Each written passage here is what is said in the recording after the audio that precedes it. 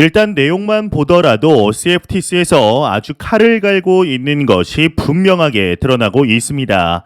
위원회의의 권한 전체 범위를 사용하겠다라는 것은 SEC에게 대놓고 말하고 있는 것이죠. 너네에게서 암호화폐 권한을 뺏어 오겠다라고 말이죠. 현재 SEC에서 CFTC로 암호화폐 관할권이 완벽하게 이전 마무리가 되게 되면 어떠한 사건이 가장 먼저 끝이 나게 될까요? 아마 대부분의 분들이 머릿속에 반짝하고 떠오르는 게 있으실 텐데 바로 리플사와 SEC 간의 소송이 가장 먼저 끝이 나게 될 것입니다. 이에 대한 시그널들 최근 아주 명확하게 드러나고 있습니다. 이제 얼마 전에 나왔었죠. SEC가 LBRY 토큰에 대하여 증권이 아니다라고 분명하게 이야기를 하게 된 사건입니다. 이렇게 말한 SEC의 심리를 알아봐야 하는데 이는 CFTC의 공격적인 기조를 이미 SEC가 알았고 전체적인 흐름들 또한 본인들이 아닌 CFTC 쪽으로 흘러간다라는 것을 깨달았을 가능성이 농후하다고 볼 수 있겠는데요. 구독과 좋아요, 알림 설정 부탁드립니다. 안녕하십니까. 암호화폐 정보를 전달해 드리는 닥터 비트맨입니다. 네, 주말의 시작 토요일입니다. 어떻게 오늘 하루 잘 보내고 계신가요? 이제 참 시간이 빠른 것 같습니다. 2023년이 엊그제 시작한 것 같은데 벌써 2023년 2월이 찾아왔죠. 이제 지난 1월에 가파른 상승이 이번 달에도 찾아왔으면 좋겠는데요. 일단 코인 마켓캡에서 메이저 탑10 코인들 먼저 한번 살펴보도록 하겠습니다. 네, 일단 시가총액 1위의 비트코인을 보게 되면 전날 대비 0.87% 하락한 23,351달러대를 나타내고 있습니다. 2위의 이더리움은 0.62% 상승한 1,653달러대를 나타내고 있으며 6위의 XRP도 0.64% 하락한 0.40달러대를 나타내고 있습니다. 비트코인의 더미넌스, 이더리움의 더미넌스 각각 살펴보게 되면 41.7%, 18.7%를 나타내고 있는데요. 그렇다면 과연 선물 투자자분들 현재 포지션 어떻게 나누고 있는지 롱숏 비율 한번 확인해 보도록 하겠습니다. 네, 일단 비트코인부터 보게 되면 롱 포지션이 지금 60%로 우위를 점하고 있습니다. 이더리움은 이제 롱 포지션이 55%로 우위를 점하고 있으며 XRP는 이와는 반대로 안타깝게 숏 포지션이 63%로 우위를 점하고 있네요. 네, 현재 비트코인의 가격의 경우는 지난 FOMC 이후 고점인 24,200달러대와 비교하면 다소 아쉬운 모습을 보여주고 있습니다. FOMC 이후에 나스닥 또한 폭등을 하며 단숨에 비트코인 가격이 28,000달러, 30,000달러까지 상승하는 것 아닌가 싶었지만 아쉽게도 그러한 일은 일어나지 않았죠.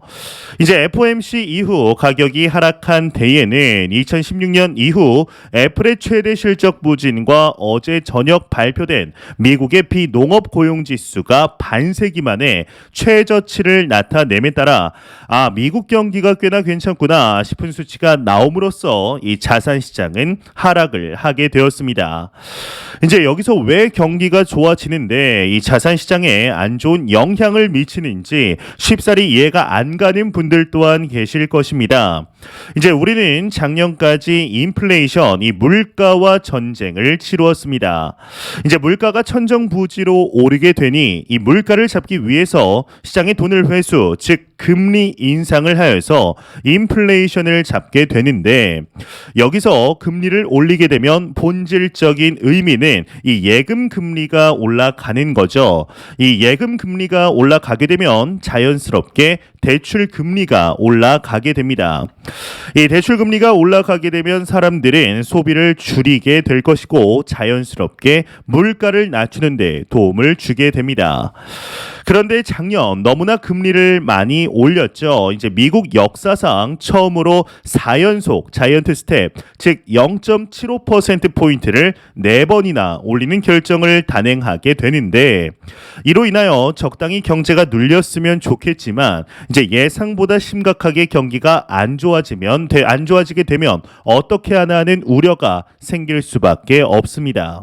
그런데 이번 고용지수를 통해 이 경기가 꽤나 괜찮다 있다라는 이런 시그널이 나오게 됨으로써 이제 다가오는 5월 금리 동결에 대한 가능성, 앞으로 연준이 마음 놓고 금리를 더 올리면 어떻게 하나 싶은 생각 자연스럽게 들 수밖에 없을 텐데요.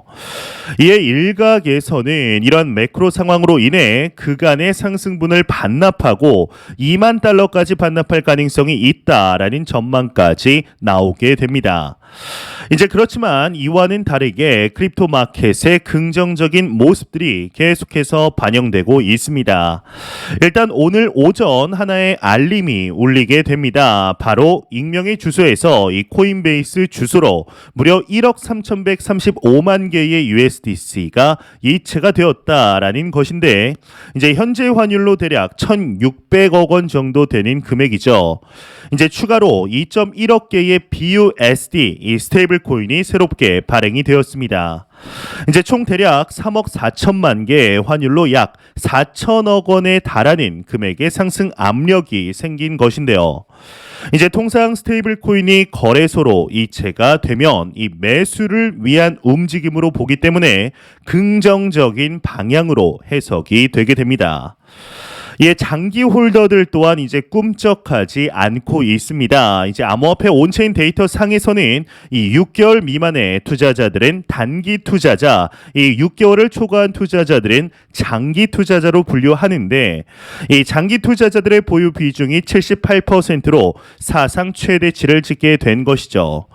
그만큼 비트코인의 지지층, 이 코어층들이 더욱 탄탄해지고 있다라고 볼 수가 있습니다. 이에 크립토 마켓의 부대장 코인이죠. 이더리움 관련 소식들도 지속적으로 나오고 있는데요. 과거와 비교해서 뭔가 투자자들의 관심도가 많이 하락한 듯 보이고 있지만 이 다양한 소식들이 지속적으로 나오고 있습니다. 이제 다가오는 3월 이제 상하이 업그레이드가 이제 예정이 되어 있습니다. 이번 상하이 업그레이드에서는 목표 시기가 이더리움의 머지 이후 블록체인 네트워크 운영에 사용되었던 이더리움의 출금을 가능케 할 예정인데요. 이번 달 이루어지는 테스트넷에서 성공적으로 이루어진다면 다음 달 메인넷 또한 무난히 이루어질 것으로 보이며 이더리움 가격에 긍정적인 작용을 할 것으로 보입니다. 이에 러시아에서 이더리움과 관련한 내용 또한 나왔습니다. 이제 한번 같이 보도록 하겠습니다. 네, 헤드라인을 보게 되면 러시아 스베르방크 이더리움의 디파이 플랫폼 출시 계획이라고 헤드라인이 장식이 되어 있습니다. 이 코인텔레그래프 보도에 따르면 러시아 최대 은행 스베르방크가 탈중앙화 금융 디파이 플랫폼 출시 계획을 추진하고 있으며 몇 달 안에 제품 시험에 들어갈 예정이라고 합니다. 이 스베르방크의 제품 책임자 콘스탄티 클리멘코의 경우는 2023년 5월까지 디파이 플랫폼의 공개 시험작 예정 발표가 2월 3일 보도되었다라고 하네요. 이 러시아의 국영 은행에서 이러한 소식이 나온 것이 이제 상당히 고무적이다라고 할 수 있겠는데, 이제 보통 이 디파이 플랫폼의 경우는 우리에게는 이자 농사로 더욱 친숙합니다. 러시아가 이러한 플랫폼을 낸다라는 소식을 들으면 이제 자연스럽게 이 전쟁과 관련하여 자금줄이 떨어졌나 싶은 생각이 들 수밖에 없겠는데요. 이제 최근 러시아와 우크라이나의 전쟁이 끝날 기미를 보이기는커녕 더 확장되는 것이 아닌가, 확전되는 것이 아닌가 싶은 기조들을 보이고 있는 상황 속 과연 국영은행의 디파이 플랫폼 출시가 무엇을 의미하는 것인지 앞으로 주시해야 할 것으로 보이네요. 이러한 소식과 더불어서 현재 크립토 마켓 관련 규제의 속도가 지난 11월 이루어진 FTX 사태를 두고 진전을 보이고 있지만 현재까지의 상황만을 놓고 보았을 때는 이 부족한 것이 많은 상황입니다. 예, 현재 암호화폐 시장의 관할권을 두고 박터지게 싸우고 있는 두 기관이 있습니다. 바로 미 증권거래위원회 SEC와 상품선물거래위원회 CFTC입니다. 이 두 기관 중에 여러분들은 어떠한 기관이 암호화폐 시장의 관할권을 가져갔으면 좋겠다, 죄송합니다. 네, 좋겠다라고 생각을 하시나요? 아마 대부분의 투자자들은 CFTC가 가져가는 것이 좋다라고 생각하지 않을까 싶은데요. 이는 저 또한 마찬가지입니다. 이제 SEC가 이 크립토 마켓을 두고 깡패 같은 짓을 많이 했었기 때문에 더더욱 그런 생각이 자연스럽게 들 수밖에는 없는 것 같습니다. 이는 비단 우리 같은 개인 투자자들만 생각하는 것이 아닌데요. 미국 최대 암호화폐 거래소 이 코인베이스 또한 CFTC가 암호화폐 현물 독점 관할권을 가져야 한다라고 주장하는 중이며 미국의 상원위원회 또한 CFTC 쪽으로 관할권을 옮기는 법안을 2022년도부터 준비 중에 있습니다. CFTC 위원장이죠. 로스틴 베넘 위원장이 드디어 칼을 빼든 것으로 보이는데 자세한 내용 함께 보도록 하겠습니다. 네, 헤드라인을 보게 되면 CFTC 위원장 올해 암호화폐 규제 집중 선례 만들어낼 것이다. 헤드라인이 멋지게 장식이 되어 있습니다. 로스틴 베넘 미국 CFTC 위원장이 올해 암호화폐 규제와 관련하여 더 많은 집행 선례를 만들어낼 것이다 라고 밝혔다고 합니다.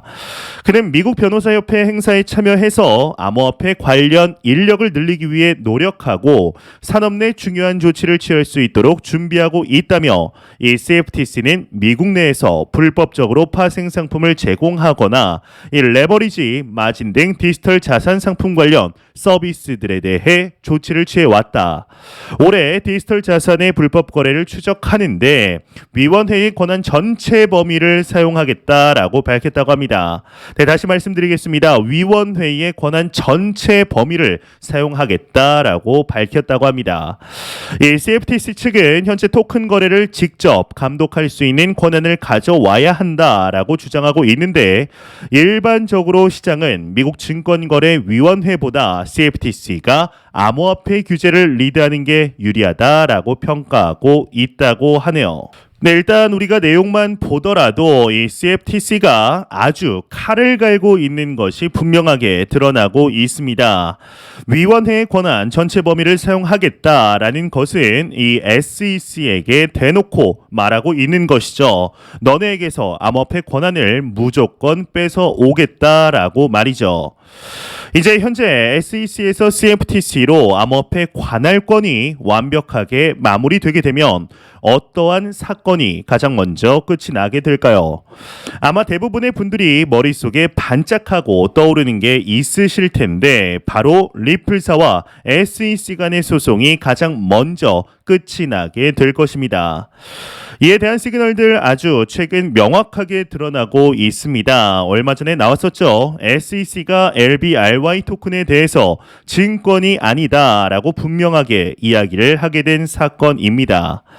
이렇게 말하는 SEC의 심리를 알아봐야 하는데 이는 CFTC의 공격적인 기조를 이미 SEC가 알았고 전체적인 흐름들 또한 본인들이 아닌 CFTC 쪽으로 흘러간다라는 것을 깨달았을 가능성이 농후하다라고 볼 수 있습니다. 이제 그렇지 않다라면 SEC가 어떻게든 증권으로 만들어서 이제 본인들의 관할권으로 끌어오게 하려는 노력을 하였었는데 최근 LBRY 소송에서 증권이 아니다라는 말을 하게 된 것은 쉽사리 이해가 가지 않은 처사임에는 분명합니다. 이게 뭐 다른 꿍꿍이가 있는 것이 아니라면 본인들도 분명하게 인지하고 있는 것이죠. 일각에서는 SEC와 CFTC가 합작으로 공동 규제 기관을 만드는 것이 이 베스트 시나리오다라는 말도 나오지만 이는 시나리오일 뿐 두 기관은 물과 기름과 같이 어우러질 수가 없는 상황입니다. CFTC로 완전하게 넘어간다면 이 리플과 SEC의 소송은 결국 끝이 날 수밖에 없으며 이러한 흐름을 느낀 미국의 거래소들은 다시금 XRP를 상장시킬 수밖에 없습니다. 이제 더 나아가 비트코인 현물 ETF의 승인 또한 가능할 것으로 보이는데 이 CFTC 위원장이 이러한 발언을 직접적으로 한 적이 있었습니다. 이제 본인들이 규제 기관이 된다면 CFTC가 규제 기관이 된다면 이 비트코인 가격이 2배가 뛸 것이다 라고 말이죠. 이는 생각해보면 굉장히 위험한 발언일 수 있으면서도 지극히 당연한 발언이기도 한데요. 이 발언이 실제로 현실화될 가능성이 점점 증가하고 있습니다. 올해 2023년 들어서 긍정적인 소식들이 계속해서 나오고 있는 만큼 작년과는 다른 모습을 충분히 기대해 볼 수 있지 않을까 싶네요. 네, 안 보고 가면 섭섭하겠죠. 마지막 크립토 공포 탐욕 지수입니다. 이제 전날 대비 2포인트 하락한 58포인트를 기록하면서 그럼에도 여전히 탐욕 단계를 이어가고 있습니다. 이 지수는 0이면 공포, 100이면 낙관을 의미하게 되죠. 이 비트코인의 가격이 FOMC 이후 24,000달러를 넘어가며 단숨에 이제 3만 달러를 가는 것이 아닌가라는 기대를 했던 사람들도 있을 것입니다. 이제 하지만 이게 아쉽게도 하락하면서 현재의 가격대를 유지하고 있는데요. 오히려 그러한 상승은 더욱 위험을 부추기게 됩니다. 이제 진정한 불장도 아닌데 그러한 급격한 상승 나오기 참 힘들죠. 오히려 상승과 조정 또 상승과 조정을 계속해서 반복하면서 차근차근 가격이 올라가는 것이 더욱 안정적이고 지속적인 경향을 보이게 됩니다. 지금처럼 24,000달러를 뚫고 올라갔다가 23,000달러에서 지지를 받고 있는 모습은 다음 상승에 분명한 긍정적인 영향을 미치게 되죠. 이 대세 하락에서는 횡보를 하다가 큰 폭의 계단식 하락을 보이게 되는 것을 감안하면 대세 하락에서 현재 완벽하게 벗어났다라고 볼 수 있습니다. 이제 한때 17,000달러를 넘었던 이더리움은 16,000달러 가격대를 안정적으로 바치고 있습니다. 이제 여러분들도 느끼시겠지만 이 코인을 투자하다 보면 꾸준히 보다 보면 이 가격이 지지를 받고 상승하는 것이 느껴질 때가 있습니다.